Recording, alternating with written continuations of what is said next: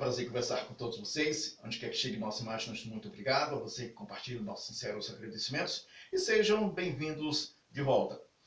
Nós estamos assistindo o cara mais honesto, né, do Brasil, que é o ex-presidiário, que está aí fazendo a sua campanha política, que não sai nas ruas e seus movimentos são ali gatos pingados que, se colocar no celular, a gente sai contando. Mas nós temos aí uma mídia que está em evidência da sua doença, está em evidência a sua abstinência por dinheiro, está aí fazendo as suas campanhas mentirosas, o que para todos nós brasileiros é fake news. E nós sabemos que nós temos um processo sobre fake news e essas pessoas parecem que não têm conhecimento disso não, porque não é possível que o atual presidente da República saia às ruas e arrasta multidões.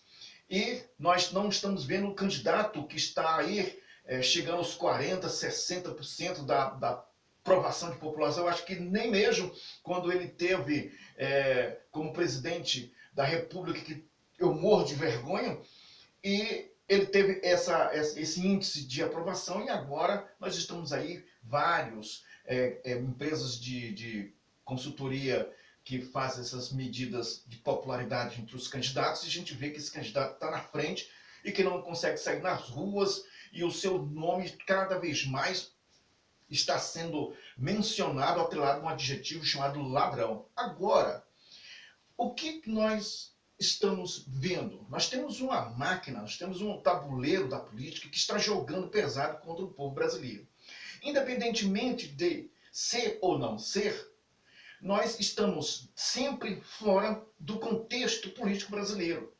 O que nós, brasileiros, do B maiúsculo, temos que fazer é nos informar da melhor maneira possível e buscar os meios para que não venhamos ser enganados, porque essas pessoas já nos enganou uma vez e nós entregamos o direito de pensar, o direito de agir e o direito de aceitar que nós mesmos viéssemos questionar ou contradizer qualquer assunto que pudesse trazer um esclarecimento para nós mesmos. Nós ignoramos isso. É um ponto de vista. Nós temos que ter esse ponto de vista.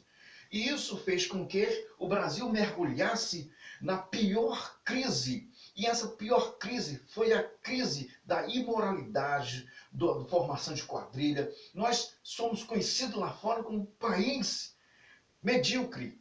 Não somos agora, porque nós temos um crescimento, o mundo está vendo o crescimento, mas as pessoas apostam em um retorno, um retrocesso de furto de roupa, formação de quadrilha, pessoas extremamente ignorantes, pessoas extremamente fora do contexto até mesmo nacional, falam porque têm um interesse de se achar inteligente. O pior de tudo é você achar-se inteligente.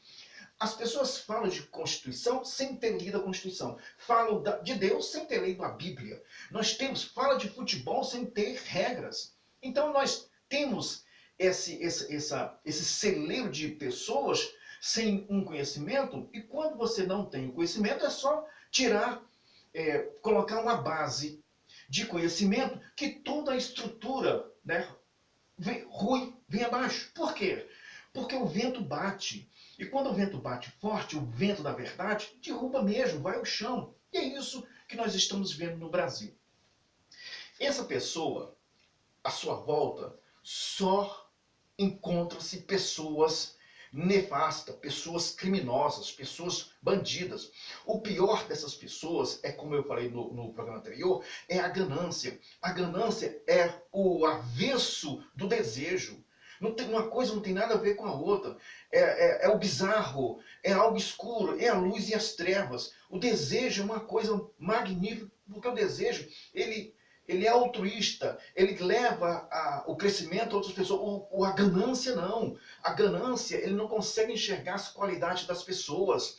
É um defeito psiquiátrico, a psicopatologia, um defeito psicológico, tem que ser tratado, não tem que ser tratado como forma avessa à direita, à esquerda. Não, são criminosos, mentes criminosas. E eu vou ler um trecho de um grande psiquiatra que tratou das Forças Armadas Americanas, que quando retornava do Afeganistão, eles tratavam desses militares para que eles não sofressem danos da guerra. Então, ele fala justamente dessas mentes esquerdistas, esquerdopatas, que nós aqui no Brasil, a maioria da minoria, são fãs. São fãs. E olha, empresário, você é empresário que está aí, de vez em quando, você se atrela a essa lama em fazer reuniões para ouvir o ex-presidiário falar sobre crescimento, você sabe muito bem que você está interessado em outra coisa, a não ser que você esteja devendo muita receita e precise de uma forcinha para você liquidar essa dívida, né? Então, por isso você provavelmente, né, vá lá nessas reuniões, porque os grandes empresários que sabem o que é honestidade, o que é investir, o que é colher, o que é pagar seus impostos, o que é sustentar uma nação e gerar emprego, não se atrela a esse tipo de comportamento. Eu, no meu ponto de vista, não quero dizer que os senhores não possam fazer. Aqui, mas, quando eu digo que essa figura só trai o que não presta, e que a forma psicopática ele é doente mental, o ex-presidiário, ele é doente mental, ele é um psicopata, ele não gosta de pobre. Tanto é que no vídeo ele chamou os que seguiam o ônibus, né, e a presidente do Partido dos Trabalhadores disse, olha que coisa linda, o povo caminhando atrás do ônibus, atrás do presidiário. O que na verdade era ele chamando todos que estavam atrás de vagabundos, malandros. Tem um vídeo aí na internet aí, se você quiser procure, porque a coisa é feia. É assim que ele trata, eles não gostam de você. O psicopata não gosta de você, ele precisa de você. Então eu estou com uma revista aqui, que eu não vou falar o nome, né, nem também o nome do colunista, mas o novo marqueteiro do ex-presidiário Sidônio Palmeira é acusado de participação de um esquema que desviou 7,5 milhões de reais dos cofres públicos da Bahia. Em agosto de 2005, eu falei até anterior, né? Em agosto de 2005, Brasília parou para ouvir o depoimento do publicitário Duda Mendonça na Comissão Parlamentar de Inquérito que investigava o escândalo do Mensalão no Palácio do Planalto. O clima era de extrema apreensão. Duda havia sido o responsável pela bem-sucedida campanha que levou o ex-presidiário, não está escrito presidiário não, eu estou dizendo para não repetir o nome dessa figura, a vitória depois de 3 fracassos eleitorais consecutivos. Ele também era acusado de receber seus honorários através de uma conta secreta no exterior. Essa conta secreta, depois eu explico como é que funciona isso. Você lembra, a JBS disse que depositou tanto na conta da Dilma como na conta do presidiário, da estocadora de eventos do presidiário, depositou em torno de 70 mil dólares, né? E teve que abrir contas em contas diferentes. Então a gente sabe como funciona isso. E por que eles fazem isso? Através de contas no exterior. Se confirmado, o presidente estaria em sérios apuros. Poderia sofrer um processo de impeachment ou simplesmente ter o mandato cassado. A tensão era tamanha que os assessores do petista discutiam a possibilidade de renúncia caso aquele segredo guardados a sete-chave fosse levado em segredo. Fosse revelado. No Congresso, o publicitário admitiu receber 10 milhões de reais via Caixa 2, numa conta aberta nas Bahamas, mas o ex-presidiário, como sabe, não renunciou, não teve o mandato cassado e ainda foi reeleito em 2006.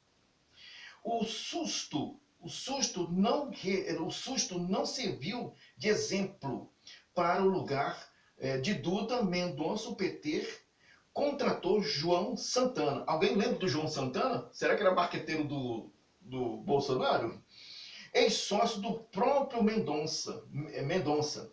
O marqueteiro, além de receber o ex-presidiário, elegeu e reelegeu Dilma Rousseff, a estocadora de vento, em 2017. A Lava Jato descobriu que ele compartilhava dos mesmos métodos do antigo sócio preso confessou ter recebido equivalente a 38 milhões de reais em conta secreta no exterior e que Duda e Dilma sabiam. Isso é real confesso. Eles sabiam. A JBS também, os proprietários da JBS, eles também confessaram. Não, nós depositamos, entregamos até o ministro da Fazenda deles, se não me engano, o Manteiga, recebia esse recibozinho do dinheiro depositado pela JBS, em conta no exterior, no offshore, no interior. Todo mundo sabe. Ele contou, está documentado. Quer dizer, só que hoje eles não pegam a JBS porque a JBS cumpriu os acordos com o BNDES pagando os empréstimos que foram feitos. Foi só a forma de ganhar dinheiro da forma de extorsão que eles fizeram, assim como o Fernando Henrique Cardoso, usaram o Serjão para fazer essa extorsão também. Aqui nós vamos aqui. Há 2 semanas, o partido anunciou o responsável pelo marketing da campanha do ex-presidiário em 2022. O escolhido foi Sidônio Palmeira, esse que foi condenado, né, foi aí, está num processo sobre um sumiço de uma mixaria. Sidônio Palmeira, que trabalhou para Fernando Haddad em 2018, mas foi na Bahia onde elegeu e reelegeu Rui Costa, o atual governador, que ele construiu a carreira. Seu histórico também inclui episódios pouco edificantes. Ele é acusado de enriquecimento ilícito num caso bem similar ao esquema de corrupção que enredaram seus antecessores. O Ministério Público acusa Sidônio de participar de uma operação ilegal que desviou 7,7 milhões de reais dos cofres públicos. O publicitário, dono da Layout Propaganda, em 2006, um consórcio liderado pela empresa venceu uma licitação para prestar serviço de propaganda à Câmara dos Vereadores de Salvador. Uma auditoria do Tribunal de Contas do município da Bahia, porém, descobriu uma série de fraudes no negócio. A principal delas, a empresa recebeu dinheiro e simplesmente não prestou o serviço combinado. Sempre eles fazem isso. Esta revista, que eu não vou dizer o nome, teve acesso à ação de improbidade que tramita na Justiça Baiana.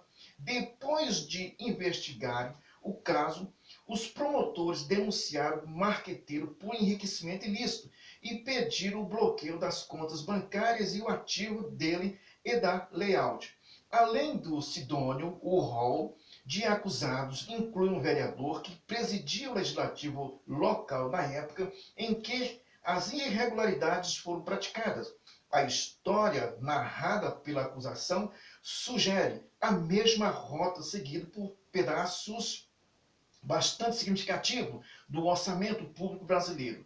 O consórcio foi contratado por 2 milhões de reais. Para prestar serviço de publicidade. O valor sem qualquer explicação plausível foi sendo reajustado em alguns meses, atingiu 7,5 milhões de reais, ou cerca de 357% de aumento, 357, 356% de aumento. A auditoria afirma que o aditamento por si só já foi legal, para piorar o trabalho sem nem sequer teria sido prestado em sua defesa. O publicitário atribui caso a uma falha do vereador. Sempre tem um coitado para quebrar nas costas de alguém. Eles vão passando, assim como fizeram com o Marco Valério, no Valério Dutra. Quem foi preso? Valério Dutra. Quem foi preso aqui? O Duda Mendonça. Então, as pessoas têm que aprender. Esse é um esquema que o cara está dizendo que foi fulano de tal que fez, foi fulano de tal. Mas não. E tem uma proteção de fora do comum. Mas os fatos, a simetria do crime conduz essa pessoa. Não tem para onde você correr. E se fosse de fato hoje mexer na corrupção, nós temos uma série de comportamentos que você não tem noção. Nós temos... O Rio Madeira praticamente foi vendido para o Canadá para extrair um material, um mineral que serve para essas alimentação, onde são muito usados, né, nas academias, esses alimentos que as pessoas usam diariamente para para uso esportivo, né? E sem contar madeira, nossa, licença fraudulenta, contratos irregulares, tudo saiu daqui. Então, as pessoas não têm noção se de fato ocorresse. Ainda bem que existe. Para que as pessoas possam entender, existe um termo chamado termo de comunicação. São coisas que não pode ser falada porque desequilibra a nação inteira. Mas o que foi feito nesse país foi um furto de ponta a ponta. E a maioria das pessoas não querem saber disso. Não querem saber disso porque, lamentavelmente, suas mentes estão aí carcomidas. O Ministério Público não se convenceu e, desde 2018, pede que Sidônio devolva parte do dinheiro desviado. Afinal, foram milhões de reais desviados no contrato em seus termos aditivos, comprovadamente irregulares. Ainda pretende os acionados serem tratados como vítima de uma suposta imprevidência da gestão frontalmente vilipendiada pela auditoria do TCM. Ainda acusa o TCM de haver vilipendiado, né, a auditoria, enganado, sabe, para acusação, buscando os meios para ser vítima.